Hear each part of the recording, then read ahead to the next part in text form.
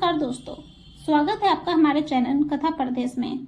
आज की कहानी है कैनकुनेशन, जो कि मानती जोशी जी के द्वारा लिखी गई है। तो चलिए शुरू करते हैं आज की कहानी। 8:30 बजने को थे और पिंकी का अब तक पता नहीं था। मेरी चिंता का ग्राफ बढ़ने लगा था।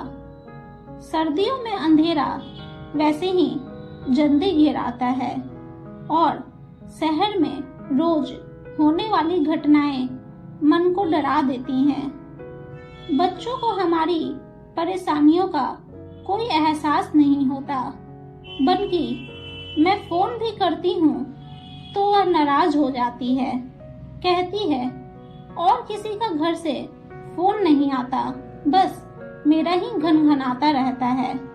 इतना एम्बैरेसिंग लगता है। अब भला इसमें एम्बैरेसिंग होने जैसा क्या है? तुम्हारे दोस्तों के घर वाले लापरवाह हैं तो मैं क्या करूं? मैं तो उतनी बेफिक्र नहीं हो सकती ना। ये घर में होते हैं तो हर 5 मिनट पर मुझे कूल डाउन की सलाह देते हैं, पर आज ये भी टूर पर हैं। सारा टेंशन मुझे अकेले ही झेलना है। जब घर में बैठना असंभव हो गया तो मैं शॉल ओढ़ कर गेट पर जाकर खड़ी हो गई। बिटिया की राह देखी जा रही है। अंधेरे में एक प्रश्न उछला। मैं बुरी तरह चौंक गई। देखा, बगल वाली अम्मा जी शॉल लपेटे कुर्सी पर विराजमान हैं। मैं मुड़कर उनसे मुखातिब हुई।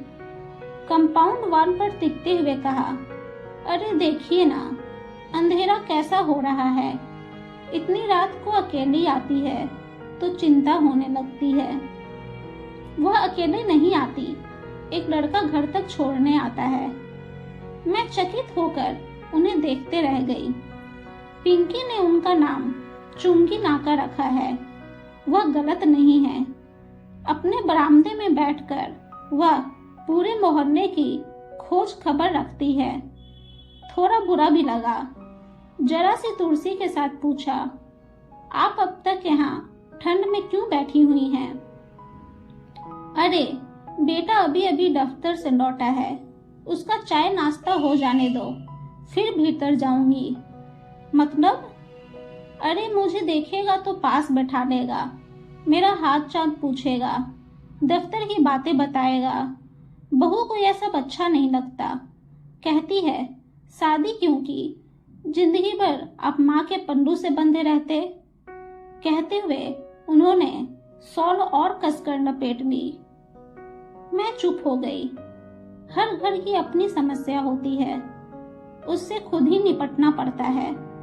बाहर वाला कुछ नहीं कर सकता। इस समय तो मैं अपनी ही चिंता से ग्रस्त थी। दूसरों की मदद क्या करती? मुझे ज्यादा प्रतीक्षा नहीं करनी पड़ी। कुछ ही देर में मेरी समस्या यानी कि पिंकी रानी पधार गई। साथ में वह लड़का भी था। पिंकी बाहर से ही चिल्लाई, मम्मा वहां ठंड में क्या कर रही हो? अब उस लड़के ने मुझे देखा। नमस्ते आंटी। नमस्ते बेटा, आओ भीतर आओ, गर्मा गर्म कॉफी पिलाती हूँ। स्कूटर बाहर खड़ा करके वह निसंकोच भीतर चला आया। रोज तो बाहर से ही चले जाते हो, आज पकड़ में आए हो। प्रियंका ने कभी बुलाया ही नहीं। मैं तो रोज आ जाऊंगा। मैंने फटाफट कॉफी बनाई, सूखे नाश्ते के साथ सर्व की और कॉफी पीते हुए उससे ढेर सारी बातें पूछ डाली। जब वह चला गया तो मैंने जैसे अपने आप से कहा, लड़का अच्छा है ना? कहीं तुम इसके साथ मेरा गठजोड़ा करने का तो नहीं सोच रही हो? एक ही बैठक में उसके खानदान की सारी हिस्ट्री ज्योग्राफी पता कर ली, इसलिए पूछ रही हूँ। हर्ज क्या है? No mummy, he is just a friend. Coaching तक लाने ले जाने के लिए ठीक है, पर शादी के कतई लायक नहीं है। इतने मीडियोक्रे पर्सन से शादी की बात तो मैं सोच भी नहीं सकती। कैट की तैयारी कर रहा है, सो क्या ऐसे ही? पता है मम्मी, यह उसका तीसरा अटेम्प्ट है। तो तुम कौन सा पहली बार में ही निकल जाओगी? तुमसे तो बात करना ही बेकार है, उसने तुनक कर कहा और कपड़े बदलने चली गई। इन लड़कियों को समझना सचमुच बहुत मुश्किल है। पिछले साल तक सुनील नाम के एक लड़के से अच्छी खासी दोस्ती थी। दोनों ने टेबल टेनिस में कॉलेज को कई बार रिप्रेजेंट किया था।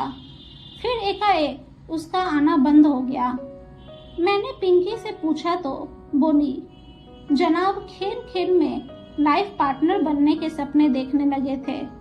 How rubbish. एक लड़का था रजत, 2-3 नाटकों में दोनों ने साथ काम किया था। लड़का सुंदर था, संपन्न भी, मुझे तो सुशील भी लगता था।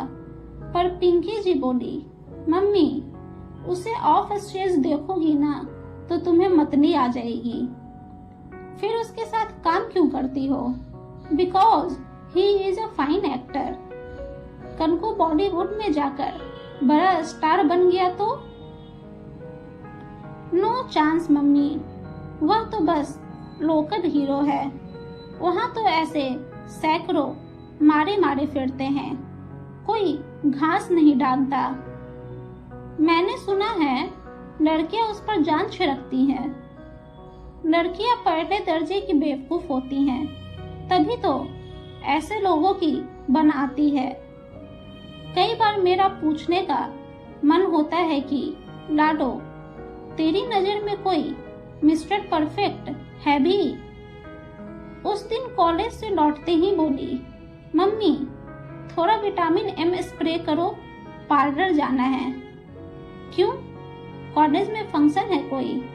फंक्शन तो है पर कॉलेज में नहीं है, बर्थडे पार्टी में जाना है। Kartik is throwing a party. Kartik? इतने दिन कहाँ था? यही था, पढ़ाई में बिजी था। पीजी कर रहा था ना। एकाएक तुझे कहाँ से याद कर लिया? याद क्यों नहीं करेगा? मैंने उससे भूलने ही कर दिया है। हर साल बर्थडे पर विश करती हूँ, न्यू ईयर पर कार्ड भेजती हूँ। हाँ, पार्टी आज पहली बार दे रहा है। कार्तिक की पार्टी में खूब बन सवर कर गई थी। बार बार पूछ रही थी, मम्मी मैं ठीक लग रही हूँ ना? मेकअप बहुत गाढ़ी तो नहीं है, साड़ी बहुत जाजी तो नहीं है। वह सचमुच बहुत प्यारी लग रही थी। बाल भी ढंग से संवारे थे, कपड़े भी ढंग से पहने थे। ऐसा नहीं कि हमेशा की तरह कुछ भी उटपटांग पहन लिया और चल दिए। उसकी सज्जा से ही पता लग रहा था कि वह किसी को इम्प्रेस करने के लिए बेताब है। यह जानकर अच्छा भी लग रहा था। कार्तिक सचमुच अच्छा लड़का था।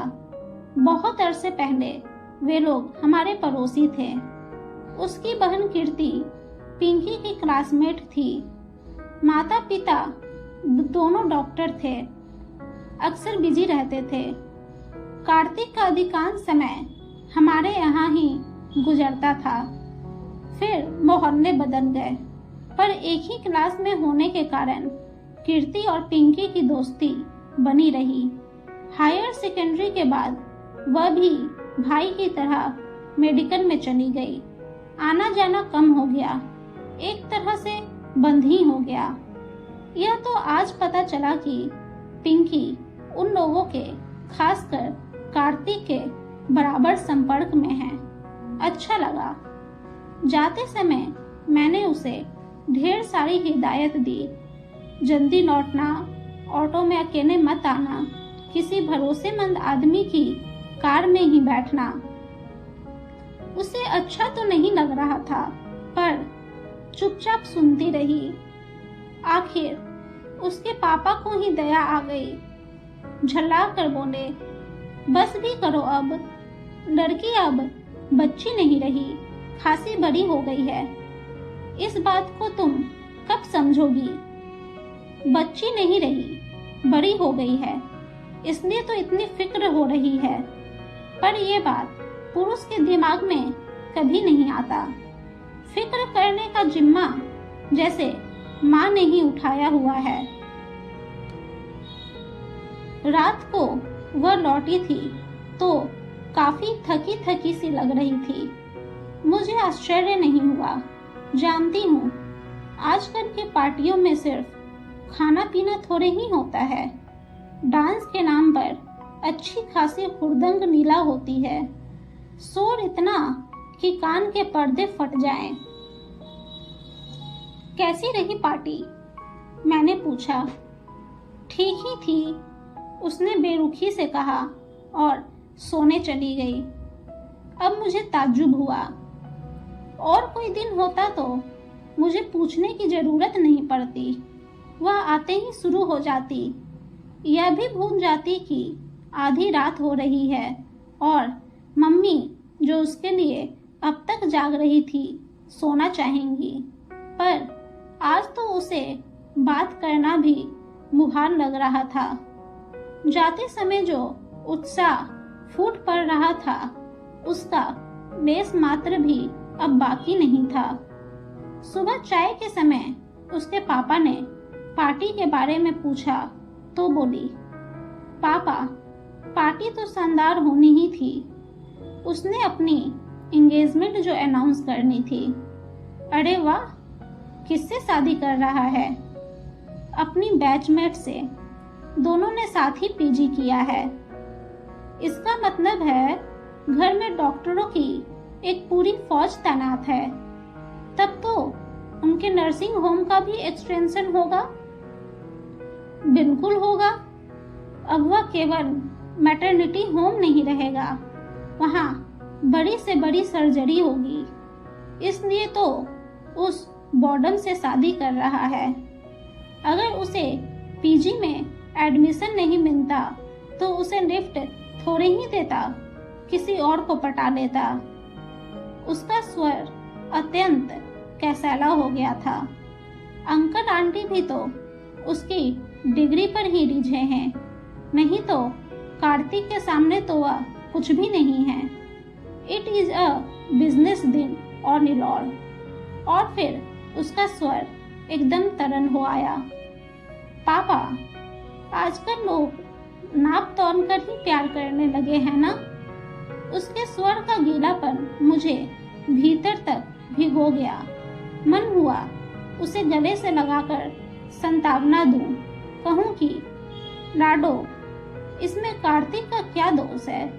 अपना नफा नुकसान देखना तो जमाने का चलन है। तुम भी तो इस इल्जाम से बड़ी नहीं हो। वैसे भी टूटकर प्यार करने वाली पीढ़ी अब रही कहाँ? वे लोग तो कब का इतिहास बन गए।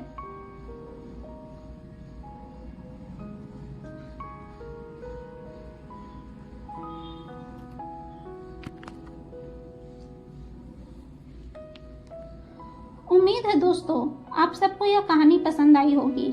अगर आप सबको यह कहानी पसंद आई है तो प्लीज़ हमारे चैनल को सब्सक्राइब और हमारे वीडियो को लाइक और शेयर ज़रूर करें। आप सबका हमारी कहानी को सुनने के लिए धन्यवाद।